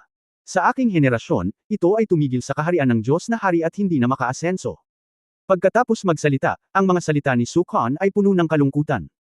Mahuhulaan ni Yang Yiyo na natural na hadlang ito para sa mga nilalang ng Heavenly Clan. Ipinanganak sila bilang mga Diyos, ngunit mahirap para sa kanila na makalusot. Ang mga maaaring umunlad sa isang mas mataas na antas sa kanilang sarili ay napakabihirang. Ngunit sa sinabi ni Sukon, tila maaaring mag-evolve ang mga tao sa kanilang Caitian Realm, ngunit hindi nila alam kung bakit sila na-block. Ngayon ay malabong mag-evolve sila. Hindi ko maiwasang magtanong, Brother Dao, ang ibig mo bang sabihin ay ang Caitian Clan ay maaaring umunlad at pumasok sa normal na landas ng cultivation? Bumantong hininga si Sukon at sinabi, oo, halimbawa, ang ating Caitian Naenyang ay nagal-inang mula sa isang Diyos tungo sa isang santo hakbang-hakbang. Santo. Pero level ng isang santo. Tanong ni Yang Yiyo. Oo, ito ay isang santo na nalampasan ng antas ng makalangit na paraan. Pagmamalaki ni Sukon. Medyo nagulat si Yang Yiyo. Hindi niya inaasahan na makakatagpo siya ng isang lugar kung saan lumitaw ang isang santo sa pamamagitan lamang ng paghahanap ng isang maliit na lugar at pagdating sa isang maliit na nayon sa pinakatimog na bahagi ng hangganan ng God Realm. Noong una, nang marinig niyang sinabi ni Sukon na santo, naisip niya na ito ay isang paraan ng pagtugon, ngunit hindi niya inaasahan na ito ay isang santo. Siyempre, hindi ngayon. Ang nasa harapan niya ay estatwa lang ng santo. Noong unang panahon, ito ay napakatagal na. Obviously, itong Caitian Naenyang ay wala na sa Caitian Realm. Kung saan siya nagpunta, tinatayang kahit si Sukon ay hindi alam. Ngunit hindi karaniwan para sa isang lugar na magkaroon ng isang santo. Hindi katakataka na si Sukon, isang matandang lalaki, isang munting Diyos na hari, ay malayang makapagsalita at tumawa sa harap niya, isang malakas na tao sa makalangit na paraan. Ito ang pundasyon. Hindi mo talaga pwedeng maliitin ang sinuman. Sinundan ni Yang Yiyan si Sukon sa likod na bulwagan. Ang lahat ng mga mesa at upuan sa likod na bulwagan ay gawa sa mga makukulay na shell, na maganda at kakaiba. Pagkatapos maupo, pinadalhan ni Sukon ang mga tao ng lahat ng uri ng mga banal na prutas at mga banal na alak upang aliwin si Yang Yiyan, ang kilalang panauhin. Sobrang masigasig. Si Yang Yian ay talagang medyo kakaiba tungkol dito, dahil ang Celestial Clan at ang Ascending Clan ay may malinaw na mga katangian, at naniniwala siya na masasabi ng matandang si Su Kan na siya ay miyembro ng Ascending Clan. Ngunit walang pakialam ang matanda at masigasig pa rin sa kanya. Walang diskriminasyon dahil miyembro siya ng Ascending Clan. Naramdaman pa ni Yang Yian na medyo sobra-sobra ang sigla ni Su Kan sa kanya. Dahil dito, tiyak na nagkaroon siya ng mga problema. Tulad ng sinasabi ng matandang kasabihan, kung ipinakita mo ang iyong kabaitan ng walang anumang dahilan, ikaw ay isang traidor o isang magnanakaw. Pabayaan ang katotohanan na siya ay mula sa Ascending Clan, si Su Kan ay mula sa Celestial Clan. Karaniwang kinikilala sa buong God Realm na nagkaroon ng mga salungatan sa pagitan ng dalawang angkan sa loob ng hindi mabilang na taon. Dahil siya ay isang estranghero na pumasok sa colorful God Realm sa unang pagkakataon, walang dahilan para maging masigasig si Su Kan sa kanya. Ngunit ang sigasig ng matandang si Su Kan ay lubos na lumampas sa kanyang inaasahan, na nagpaisip kay Yang Yiu tungkol dito. Sa kabilang banda, hindi na niya kailangang hulaan o magpanggap sa kanyang puso. Direkta niyang tinanong si Su Kan, Brother Su Dao, may pagdududa ako, pakilutas ito. Narinig ni Su Kan si Yang Yiu na nagsasalita, inilapag ni Su Kan ang kanyang baso ng alak at umupo sa tapat ni Yang Yiu, at seryosong nagsabi, Brother Dao, please speak. Direktang sinabi ni Yang Yiu, sa tingin ko ay nakikita ni Brother Su Dao na ako ay mula sa Ascending Clan. Natigilan si Su Kan, ngunit pagkatapos ay ngumiti at tumango, na nagpapahiwatig na alam niya. Nagpatuloy si Yang Yiu, walang pakialam si Brother Su Dao sa aking pagkakakilanlan bilang miyembro ng Ascending Clan. Nang marinig ni Su Kan ang sinabi ni Yang Yiu, tumawa siya at sinabing, hahaha. Dawis na kapatid, masyado kang nag-aalala. Totoong alam ng buong God Realm na ang Celestial Clan at ang Ascending Clan ay may malalim na salungatan, at masasabing palaban. Ngunit, iyon ang pananaw ng Central God Realm. Sa katunayan, kami, ang sinaunang Celestial Clan, ay iba sa mga Celestial Clan sa Central God Realm. Wala kaming pakialam sa mga bagay na iyon. At saka, sa inheritance history ng aming clan, napakakaibigan namin sa iyo Ascending Clan noong sinaunang panahon. Kaya sa puso ko, ang Celestial Clan man o ang Ascending Clan, lahat sila ay mga Diyos sa God Realm. Walang pinagkaiba.